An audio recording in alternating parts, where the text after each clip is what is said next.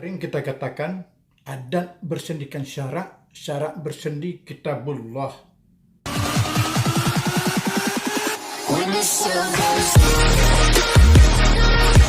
Bismillahirrahmanirrahim. Assalamualaikum warahmatullahi wabarakatuh. Saudara-saudaraku dimanapun Anda berada, hari ini berjumpa lagi dengan channel saya, Murli Adi. Baik, saudaraku, RDQ hari ini sudah mulai menikmati kemerdekaan, ya, karena selama ini RDQ belumlah dikatakan merdeka. Kenapa begitu? Karena RDQ selama ini terisolir, ya, tidak bisa dilalui oleh kendaraan baik itu roda 4 maupun roda 2. Tapi alhamdulillah hari ini sudah bisa dilalui oleh kendaraan roda 2, bahkan roda 4 pun sudah bisa sebenarnya. Namun ada sedikit kendala jembatan di pangkal masuk itu yang sedang pengerjaan sekarang. Kemudian juga ada sedikit lokasi-lokasi yang perlu dibenahi. Tapi insya Allah kalau mobil off-road sudah bisa lewat, ya, atau gerdan 2 sudah bisa lewat. Nah, siapakah yang paling berjasa di sini? Saya tidak bisa mengatakan ini siapa. Yang terlihat oleh kasat mata saya sekarang ini yang memiliki tekad yang bulat dari awal, yang dikatakan orang tidak mungkin sekarang sudah mungkin, bahkan juga mungkin ada yang menganggap pesimistis, ya, tidak percaya dengan itu akan dikerjakan atau memang jalan itu bakal sampai. Banyak yang tidak percaya, bahkan selalu banyak kata-kata miring yang ingin mematahkan. Ya sudahlah, perbaiki ajalah jalan-jalan di desa, atau tempe ketek perahu itu aja yang difasilitasi, dibuat jalannya sebagaimana sebaik mungkin. Itu yang banyak saran-saran masuk, tapi kebanyakan tidak menyarankan jalan itu harus masuk, ya. Tapi ada juga yang menyarankan jalan itu harus masuk, harus segera, bagaimana caranya. Nah, dan itu semua, ya, forum masyarakat RDQ sudah bertekad bulat, ya, mendukung, mensupport agar yang namanya SCI Sanrican Indra, ya, yang adalah merupakan orang yang sangat berjasa terhadap RDQ. Beliaulah yang membangun jalan ke RDQ sekarang, yang menembuskan sehingga jalan itu bisa masuk ke RDQ. Ya, kenapa? Beliau ini bukan siapa-siapa, ya. Ya, beliau pengusaha, ya, maksudnya bukan dewan, bukan bupati atau bukan siapa. Tapi beliau ini adalah seorang kepala desa. Tapi bukan kepala desa RDQ dan RDQ baru. Beliau ini adalah kepala desa Muara Kibul, jauh ke Ilir. Berapa desa setelah RDQ ke Ilir, ya, barulah desa Kibul. Sebenarnya tidak ada kepentingan beliau, ya, untuk bikin jalan RDQ, dan tidak ada tugas beliau, tidak ada di topoksi beliau. Nah, itu. Tapi alhamdulillah beliau mempunyai tekad yang bulat untuk membangun jalan ke RDQ, akhirnya sampai ke RDQ. Itu perlu sekali kita acungi jempol, kita beri apresiasi yang luar biasa untuk beliau, ya. Sebagai masyarakat RDQ, rasanya tidaklah mampu untuk membalas jasa dari SCI sebagai Direktur PT Genting Barat Jaya, dan beliau juga merupakan kepala desa Muara Kibul. Ya, kalau dilihat dari desanya juga tidak ada hubung sangkut paut atas pembangunan yang beliau buatnya. Beliau kan orang Kibul, kepala desa Kibul, tapi mau membuat jalan untuk masyarakat RDQ agar terakses dan bebas dari keterisoliran. Hanya kata-kata lah yang dapat kami rangkai untuk mengungkapkan ucapan terima kasih kepada Bapak Sanrican Indra atau yang dikenal Iin. Cuman kami di sini hanya bisa mendoakan semoga SCI selalu sehat walafiat bersama dengan kru-nya, dengan karyawannya, atau juga dengan operator alat berat yang mengerjakan jalan air Liki. Kemudian diberikan kesempatan oleh Allah Subhanahu wa taala sebagai orang yang sukses, orang yang berhasil, dan setiap doanya dikabulkan oleh Allah Subhanahu wa taala. Itu dulu yang dapat kami perbuat untuk SCI atas jasanya yang telah membangun jalan ke desa air Liki. Nah, selama ini orang selalu menyalahi bupati. Siapapun yang jadi bupati selalu disalahi. Dikira tidak memperjuangkan desa air Liki. Saya tahu betul, tahu persis perjuangan bupati bagaimana. Beliau sudah menganggarkan, sudah mengusulkan melalui musrenbang, baik itu musrenbang tingkat desa, musrenbang tingkat kecamatan, musrenbang tingkat kabupaten dan provinsi. Dan itu selalu kami kontrol dengan aktivis, karena anak-anak air Liki banyak sekali aktivis ya, terutama aktivis HMI, IFMI, dan lain sebagainya. Namun ketika ada penggodokan di DPR, nah disitulah sering hilangnya anggaran untuk jalan air Liki itu. Ya, apakah itu dicoret atau bagaimana kita tidak tahu. Ya, kalau bupati kan tidak mungkin itu saja yang diurus ya. Seharusnya DPR yang mewakili wilayah itu, yang ada di dapil itu, seharusnya mereka itu yang memperjuangkan anggaran itu. Tapi justru sebaliknya, anggaran itu dihilangkan oleh DPR. Itu yang jadi masalah. Jadi sekali lagi jangan menyalahkan eksekutif atau dalam hal ini Bapak Bupati, tapi di parlemen ya, wakil kita. Kalau bupati hanya menjadi kambing hitam selama ini, tapi sudahlah, itu sudah berlalu. Yang penting sekarang saya harapkan air Liki ini mari kita perhatikan bersama-sama dengan DPR ya. Kalau pemerintah itu kalau ada usulan pasti itu dimasukkan ke anggaran. Tapi kalau tidak ada usulan dari desa misalnya, kadang-kadang bupatinya tidak mengetahui apa kepentingan di desa itu. Nah, itu. Dan kemudian lagi yang perlu kita apresiasi tadi itu kerja keras SCI ya, berdekat bulan. Sekarang banyak ini isu-isu, ada tujuan tertentu, ada maunya.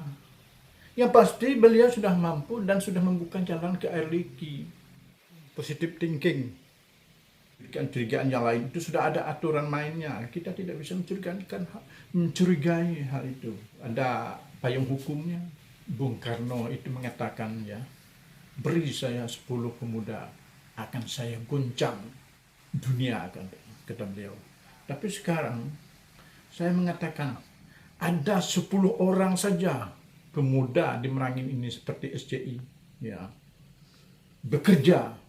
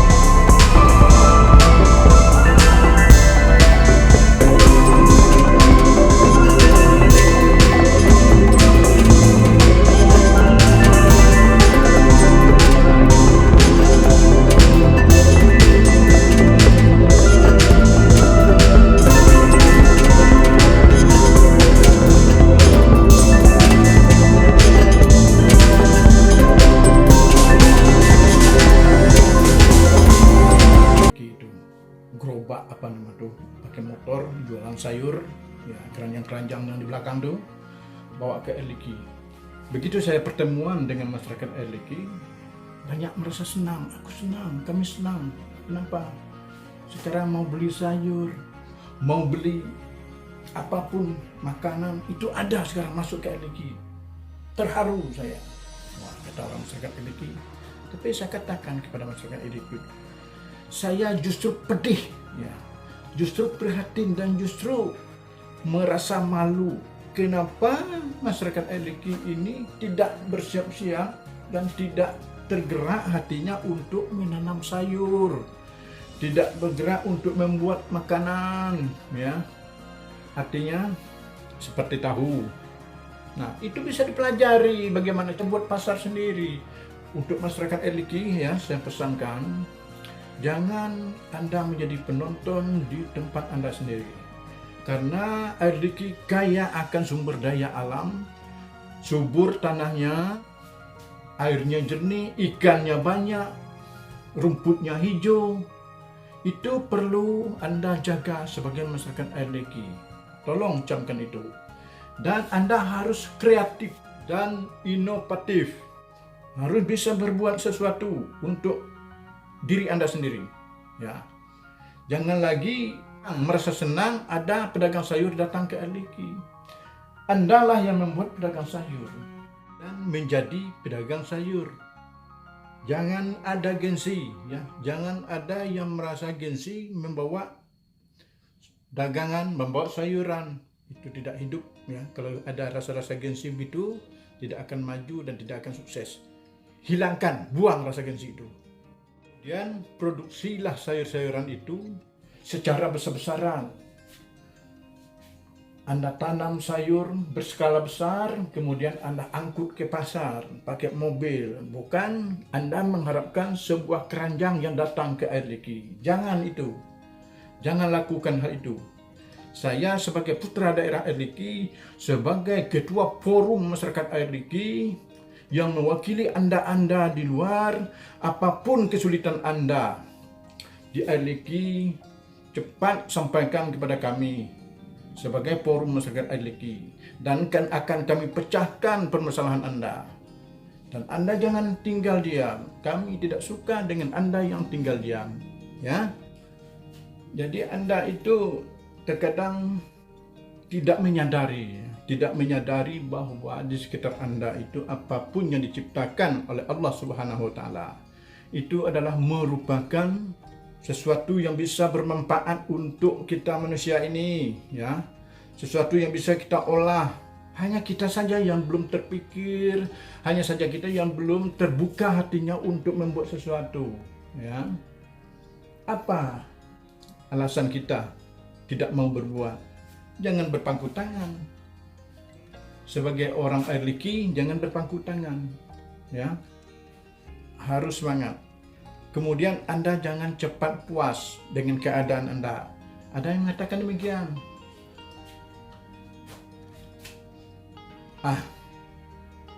Bateko lah kembang jalur di sungai. Itu peribahasa, ya. Bateko lah kembang jalur di sungai, artinya bagi mereka yang tinggal di Erliki itu, dia menganggap diri dia itu, Bateh itulah perkembangan hidupnya, perkembangan ekonominya, dan perkembangan yang lainnya. Padahal tidak, saudaraku. Selagi Anda bisa bergerak, ya, Anda bisa berusaha, Anda bisa berdoa, berikhtiar, ya, apapun bisa Anda lakukan. Tanah yang subur Anda olah, menjadikan itu sebagai sumber pendapatan Anda. Tanam sayur, tanam bahan-bahan tanaman yang produktif, ataupun juga tanaman yang tua seperti kulit manis, kopi, ketela, dan lain sebagainya. Anda harus berbuat seperti itu. Jangan Anda puas dengan keadaan diri Anda. Kemudian, ya, beri semangat kepada anak muda. Anak-anak muda yang tamat pendidikan, katakanlah sekolah pertanian, sekolah menjahit, manfaatkan itu. Apa yang bisa Anda lakukan, lakukan itu, ya. Jangan tinggal diam. Sekarang kalau kita tinggal diam, kita akan digilas oleh yang lain. Oke? jangan tinggal diam. Itu pesan saya sebagai putra daerah Air Liki yang juga merupakan ketua Forum Komunikasi Masyarakat Air Liki yang ada di luar. Ya, kita punya organisasi, punya persatuan di luar. Apapun permasalahan, apapun yang Anda hadapi, sekiranya Anda tidak bisa menyelesaikan, opor kepada forum, ya, Forum Komunikasi Masyarakat Air Liki, yaitu kami beserta teman-teman yang lain siap membantu Anda. Kemudian untuk masalah kita kan selama ini belum terbuka, ya, masih terisolir, sementara sekarang sudah terbuka kita. Siapapun bebas masuk ke Air Liki. Ini perlu benteng, ya, anak-anak kita yang masih kecil perlu dibentengi dengan yang pertama agama harus kuat, ya. Diajarkan anak-anak kita mengaji, diajarkan anak-anak kita tentang apa itu agama, tentang ilmu agama, agar mereka itu tahu mana yang dosa dan mana yang tidak dosa, mana yang salah dan mana yang tidak salah. Dan kemudian adat, ya, adat istiadat itu juga harus kita tegakkan. Adat di sini, ya, kan hanya pandai berseloko adat, dan juga bukan hanya pandai berpepatah petitih, ya, atau juga sekedar pandai berpantun, tetapi adat adalah harus bisa bagaimana caranya kita menerapkan aturan-aturannya yang ada di dalam masyarakat. Yang salah kita salahkan, dan yang benar kita benarkan. Yang sebaliknya, yang benar disalahkan, yang salah dibenarkan. Jadi yang hitam tetap hitam, yang putih tetap putih. Bukan yang putih dihitamkan dan yang hitam putihkan. Itu tidak adat namanya, ya. Dan adat itu tidak pandang bulu, tidak pilih kasih. Siapa yang melanggar dalam rumah tangganya, di dalam masyarakat, di dalam warga yang ada di sana, itu harus dihukum sesuai dengan hukum adat yang berlaku di tempat kita masing-masing. Itu adat. Pandai berseloko adat, patah patitih kata orang. Bukan itu maksudnya. Semua orang bisa begitu, tinggal hafal. Tetapi bagaimana mengaplikasikan aturan adat itu ke dalam masyarakat. Tindak tanduk kita, tingkah laku kita, pola hidup kita itu akan menjadi contoh, akan ditiru oleh anak-anak kita. Untuk itu kita harus memberi contoh, tegakkan aturan adat. Kalau di undang-undang pemerintahan itu ada pasal-pasal, tapi kalau di dalam adat itu ada tata pititih. Itulah yang menjadi pedoman hidup kita, ya. Itulah yang akan kita pegang, ucapan, cakapan itu. Karena dalam adat itu begitu. Nah, kemudian ke pemerintahan, dalam hal ini kepala desa. Pemerintah juga jangan tinggal diam, harus dibina masyarakat, rakyat kita. Apa yang belum ada, usulkan ke atas. Sarana prasarana, hal-hal penting baik untuk pertanian mereka, untuk prasarana pendidikan, agama, adat istiadat, ajukan ke atas. Jangan tinggal diam. Itu pemerintah. Karena adat, agama, pemerintah itu adalah 3 tali sepilit. Itulah yang dikatakan adat bersendikan syarat, syarat bersandi kitabullah. Dan 3 tungku sejerang. Dia mengikat antara 3 itu harus kerjasama untuk membina dan membangun desa masing-masing. Itu adat, teman-teman. Jadi barangkali itu sementara yang dapat saya sampaikan pada kesempatan yang berbahaya ini. Semoga apa yang saya katakan sekarang Anda dapat camkan ke dalam hati Anda dapat merenungkan, ya, benar apa salah apa yang saya sampaikan. Dan Anda tidak ketinggalan oleh desa-desa yang lain. Kalau perlu menjadi desa maju, karena Air Liki baik itu sumber daya manusianya maupun sumber daya alamnya banyak yang kita dapatkan di Air Liki, ya. Belum lagi masalah pariwisata, ya, banyak lagi potensi air terjun, wisata sejarah, rambut panjang, lesung batu, Kemudian juga banyak yang lainnya seperti hutan, ya, hutan TNKS juga agak ada di sana. Itu bisa kita jadikan objek untuk seperti apa. Orang kan ingin tahu seperti apa sih hutan TNKS. Nah, melewati air liki kita bisa melihat. Ya, nanti kalau perlu kita buat semacam museum di air liki, ya, agar masyarakat yang ada dimanapun datang ke air liki. Namun sebelum itu kita bentengi dulu anak kita agar mereka tidak terpengaruh oleh budaya luar yang masuk ke air liki. Itu maksudnya. Dan nanti juga terutama yang sifatnya narkoba, katakanlah begitu. Jangan sampai air liki kita, desa kita air liki dihinggapi oleh penyakit-penyakit seperti itu. Itu terutama yang sangat kita jaga untuk generasi kita ke depan. Demikian yang dapat saya sampaikan pada kesempatan ini. Terima kasih. Saya akhiri dengan wabillahi taufiq wal hidayah. Assalamualaikum warahmatullahi wabarakatuh.